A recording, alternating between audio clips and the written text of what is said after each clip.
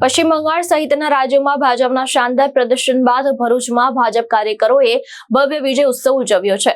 પાંચબત્તી વિસ્તારમાં ફટાકડા ફોડી અને નારેબાજી સાથે જીતની ખુશી વ્યક્ત કરવામાં આવી છે।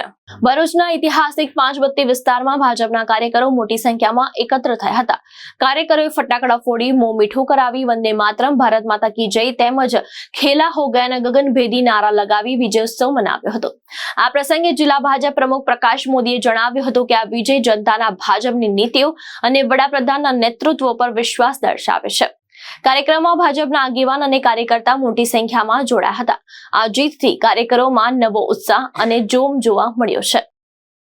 આસામ, પુડુચેરી અને પશ્ચિમ બંગાળ આ ત્રણેય સ્ટેટમાં તાજેતરમાં વિધાનસભાની ચૂંટણીઓ યોજાઈ ગઈ અને આજની 4 મેના દિવસે આ ત્રણેય રાજ્યોમાં મતની ગણતરી થઈ અને એમાં ભારતીય જનતા પાર્ટીએ આ ત્રણેય રાજ્યોમાં વિજય હાંસલ કરેલો છે।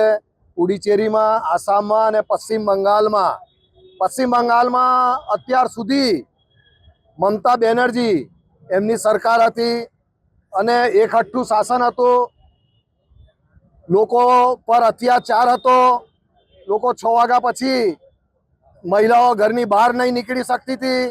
હવે ભારતીય જનતા પાર્ટીને એક ઐતિહાસિક વિજય મળેલો છે।